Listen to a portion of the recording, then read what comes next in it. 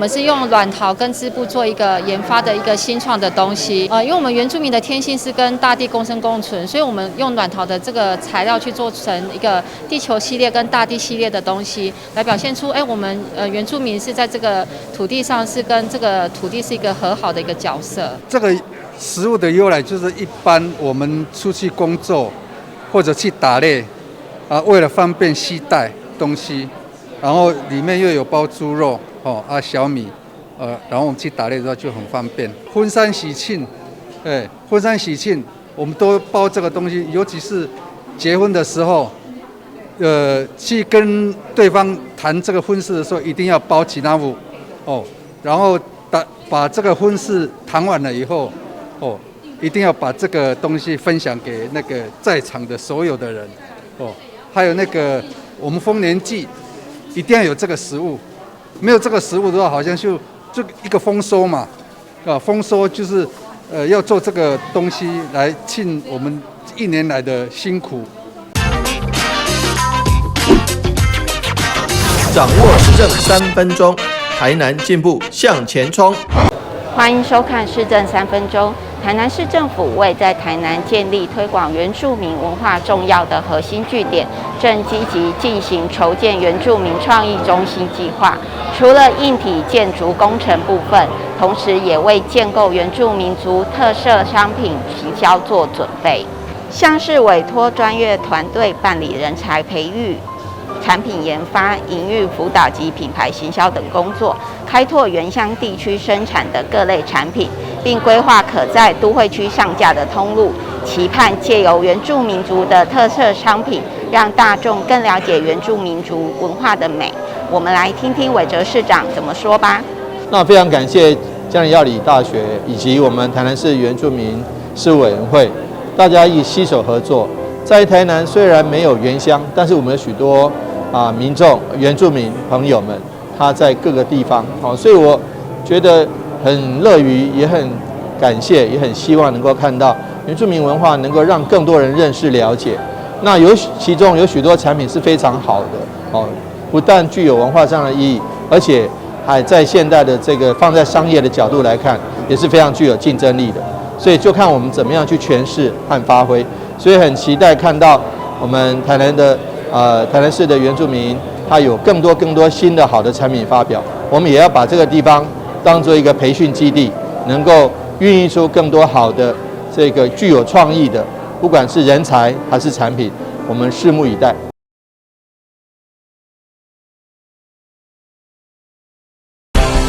接下来请收看中嘉新闻。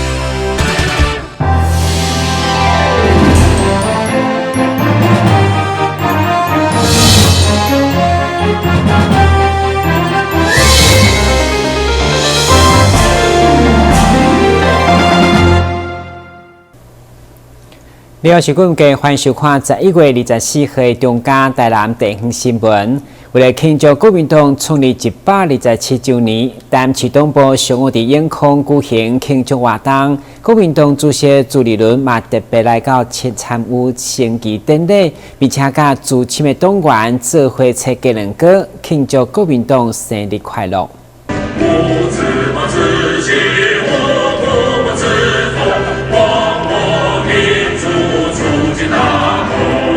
国民党台南市党部24日上午，在永康区庆祝建党127周年党庆，除表扬前年以及自由义务干部主委朱立伦、副秘书长江俊廷、中央驻法会主委徐宇珍、台南市党部主委庄占奎、立委陈以信以及真侪党籍议员甲支持者，做伙来为国民党庆祝127岁生日快乐。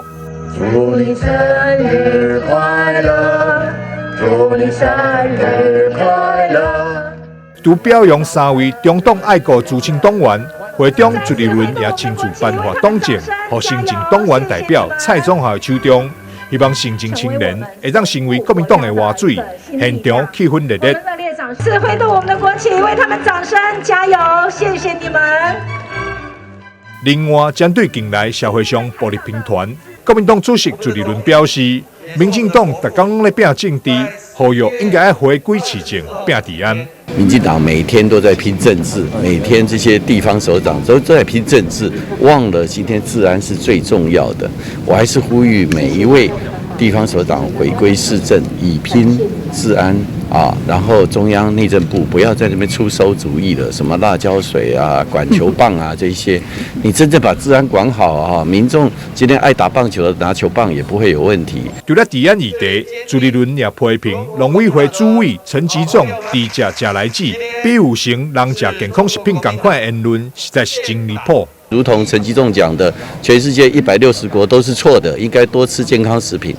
怎么会有这么荒谬的理论？既然全世界160国都禁止，包括台湾都禁止，我们还要用这样荒谬的理论来骗国人？民众的健康是最重要的，不要再制造这样错误的讯息，不要再用这样荒谬的理论，错的就是错的。趁着党庆活动，国民党也向支持者宣传，12月18号的公投，爱投4个拢同意，和台湾更美丽。4个都同意，台湾更美丽。台南新闻赵秀伟采访报道。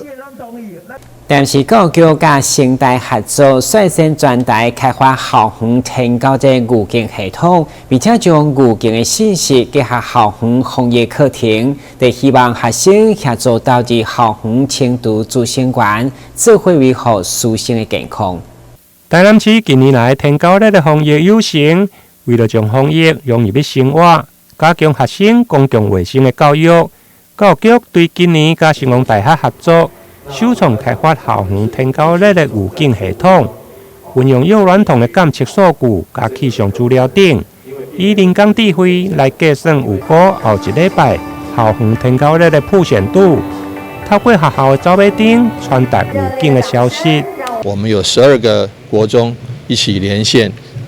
加入这个计划，也就是说，当在校园里面，我们附近的这个幼儿童，它的指数标高的时候，马上就能够得到预警，在校园周边的环境，那预测下一个礼拜是不是登革热的这个曝险的程度如何？那我想说这个部分，由于在学校里面是公共区域，而且说面积蛮广的，很多公共区域或是杂草有草的地方，或是有户外或室内教室内阴暗处有躲着蚊子的地方，都有可能造成这个登革热的这个曝险，甚至感染，所以我们特别以校园为这个标的。这项校园天高热的预警系统，上午伫延平国中正式启用，包括市长吴伟铁、教育局副局长王坤元、清大电机系教授，加国家媒网传染病防治研究中心，拢共同出席参与，希望将防疫融入校园的课程。台南市有15个行政区，大概有3000多个这样的幼儿童，我们会请人一个一个去把它记录下来，然后记录下来之后，就可以去推估下一周的曝险度。那曝险度呢，大家有看到刚才的牌子，它有分100、200这样的区间。如果它低于100，那就是低风险，蚊子会比较少，那相对被蚊虫叮咬的几率会降低。那如果那一周你们已经到达100到200之间了，那表示蚊子多到可能你很容易被叮咬了，那学生就要出动，就要去看看厕所，或者是树丛、草丛里头有没有一些滋生源被乱丢，然后导致呢蚊虫滋生。那这样的清除，我跟大家报告，会少非常非常多蚊子。我们学校在推动的这几年来，我们很明显的看到这样的改变。教育局表示，目前这项计划已经在全市10几间学校来推动，未来将协助学校甲社区，甚至医疗单位来合作，共同推动相关的社区防疫课程，再甲学校社区结合，提升整体社区防疫参与的意识。台南新闻林根采访报道。银行媒体传播发达的世代，台东国小伫台南东区扶轮社的赞助，经过3个月规划打造，完成一间影音摄影棚，而在4号上午正式甲牌启用，希望培养学生看领域创作，并且勇敢自信表达能力。原本台东国小甲台南大学合作的实验室，现在配合跨领域的课程特色需求，改成专业的摄影棚，而且建地的30万资源完全由台南东区扶轮社所管辖，并且由书生家己号名票选，主要以童话世界工作室来出线。学生表示，以后因将伫遮展现学习的成果加训练自信表达。是在这个教室，我们可以学到要当小主播或在里面录音，让每个同学都可以体验当主播的乐趣。然后希望在那边我们可以让自己更勇敢，让大家可以更有自信的面对各位同学跟老师。就是我觉得可以让我们训练有自信，就是要微笑啊，然后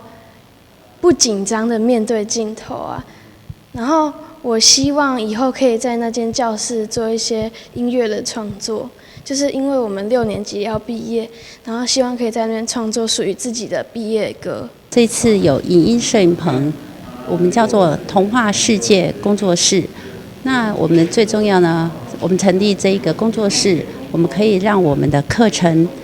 教学呢，真的有一个更实际的一个操作。那我们自己知道，原本我们的孩子呢就有在做这方面的一个课程，但是呢，我们缺乏这些设备。那这次刚好有台南东区扶轮社，他们捐赠我们来建造这一个影音摄影棚。那让我们的孩子呢，不管我们的校本课程、老车站，或者是竹溪的课程，都能够在这里做实践。我们同时呢，让孩子之后跟课程结合，可以变成我是小主播，我是小记者。为了更进家校列表培建地作为重新教学加跨领域作品呈现的真好环境，上午副市长郑谦加热心关系的东区扶轮社等侪民代加贵宾拢到场正式开营。今天这个活动呢，我觉得一进来呢，就让我觉得教育非常的这个成功，真的非常厉害。那其实呢，我是东区的人，我是东区住中这里，一直都住在东区，我中立国小毕业。那真的不知道中华这个路桥旁边有一个这么好的这个小学，今天真的是大开眼界。那我想这个时间上的关系今天呢，我们看到这个 studio 这个录影室他们这个主播呢这个每一个人都可以这样从轻到来，而且很自然的这个表现真的不容易那我们要训练学生长大以后可以跟人家辩论，可以讲出一套的逻辑道理出来，这才是我们教育的真的成功而不是就说看到教育啊，都会惊的闯架构，这是不对的。我们要能够有这个表达我们的这个思想看法的这个能力，所以这一点呢我觉得真的教育非常成功。虽然是不大，但是我想呢，我们的志愿，我们的心愿是非常的大。那么大龙国小的小朋友其实在整个它是在市区里面。那一般我们很多人会认为说，市区里面的小学应该是资源是非常的先进跟非常的丰富但是事实上呢，我们如果有了解的话，事实上市区里面呢，现在因为台南市的这个市区一直新的人口、新生人口一直都是往新的地区在发展。那个新的房子一直盖，人口一直的这个移出。那在比较旧的传统的这个市区里面，反而是有一些老化的一个现象在那所以呢，我们其实跟大龙国小长期10年来的一个合作，我们认为其实是学校是有需要说我们可以再加更多的这个资源给他们，因为这些小朋友刚刚看到他们的这个表现呢，其实我想教育呢，其实这个资源都不嫌多的。虽然是小小空间，不过却有大大的远景。期待以后不只是小小记者主播，将学到的能力加素养运用在日后的生活，来实现家己的梦想。台南新闻管及刘品言采访报道。台南中迎接每年100周年校庆，陆续推出一系列活动。目前校内正由历届美术老师的作品连点来拍头阵，包括廖继春、贾国勇以及苏振坤等大师级的作品，欢迎民众把12月2号进前前往观赏。根据了解，南美中在日本时代到达总共有9位历届美术老师。这场艺团100年的美术联展，其中廖继春主要是看台湾光复战后美术界大脑，嘛是维护一种校地工程。其中校方经发觉17回毕业纪念封面就是伊的手笔。另外，郑国勇甲苏振坤等等，嘛拢是台湾美术历史上大师级的人物，除了打造南一中世纪风华，嘛是一棒一棒传承美术教育。100年历任的美术老师的联展，最主要的意义是在于说美术老师之间可能是有师生的关系，那同时后来也变成同事的关系。那此外，一中的美术老师在光复以后很长一段时间都维持同个时期有2位美术老师，因此每一位美术老师退休之后，就会有另外一位美术老师，也就是新生代的去接棒。而这样子的一个传承那么历经了南一中从光复以后到现在所以我们把它命名为一传100年，希望所有南一中的学生校友都能够透过这一次的一个展览，能够串起他们跟一中的一个情缘，同时也了解南一中在美术教育上面特别是包括南一中的艺能科的教学非常的正常化，而且很严格。南美中虽然是普通高中以升学为主，不过嘛重视全方位的人才培育，所以造就这知名的艺文人才。其中100长7公尺、跨3公尺的马赛克艺术墙，这是校友黄学生教授所创作，由校友总会理事长吴延斌所关键，成为南一中校园新的艺术地景。这个也很有趣历届的校友提到音乐、体育、美术、工艺都印象非常深刻。那代表学生在一中的这几年，都能够除了学业之外，也能够在这几个部分能够有得到正常的一个训练，而且很好的训练。那日后包括我们现在很著名的李安导演，还有我们几位就是艺文界的一个很比较包括陈锦芳这个联合国的一个大使，他也是他的美术的作品也是列在这个所谓美国的这个教科书里面的。还有好多位包括我们金曲奖的，像这个都是艺文方面的金曲奖的歌王谢明佑苏明渊还有现在的蛋宝等等的非常多都是希望能够透过这个机会让大家了解南一中除了是一所以升学为主的学校，但是并不只是升学而已。有很多的发展事实上是提供给学生非常多机会。那特别这个在美术方面有这样子的一个难得的一个师资阵容。南美中为了每年4月16号100年校庆，迄个活动对历届美术老师的作品连展来拍头阵，后续也有红客会艺术的讲座，嘉宾又为校庆所发表的主题曲音乐会、动员千人排仪等等。当然，所有重头戏拢是为了庆祝大会来热身。台南新闻郭文吉、刘品言采访报道。先听闻一个，马上回来新闻现场。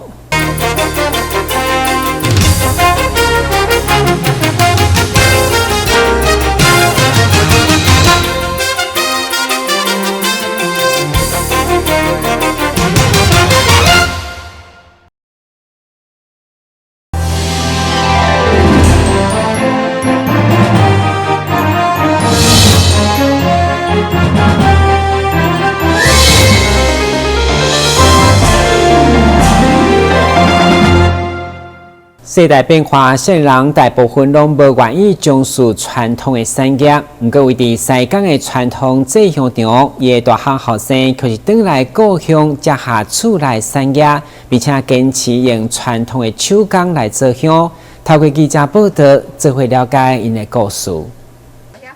行到西港区，找到这间充满岁月痕迹的传统手工制香厂。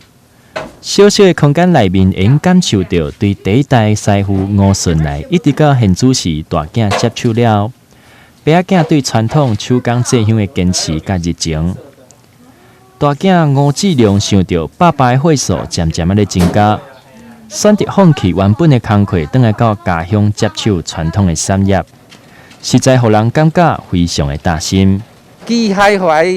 机械化，伊个机械会晓做开，因为就是伊按硬咧钱的，所以机械写出来晓吼会翘啦，翘吼啊！即马一般人也出去吼袂较袂接受，较鸟的人较袂接受啊。啊，因为若手做的吼，一般伊若晒日会翘，伊毋过到下晡时啊日头落去，无日伊就个会完全滴开，所以就是即个差别。啊，平原料做起来也是迄个手工做起来香较香，因为伊咱直接安尼拍，直接拍甲打。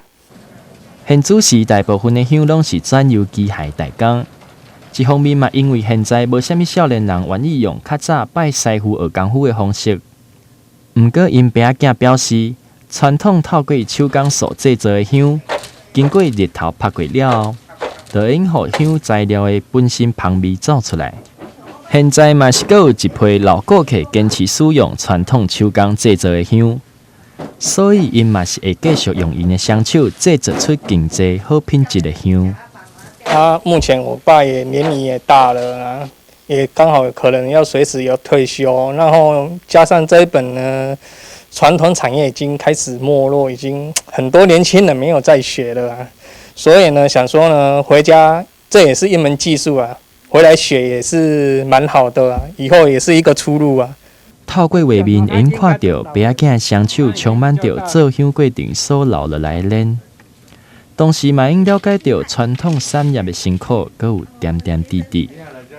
台南新闻刘品言采访报道。根据调查显示，口腔癌有3成是 HPV， 也是人类乳突病毒所引起，而且发生率一直提高，所以贵族病比了科医生陈炳宏的呼吁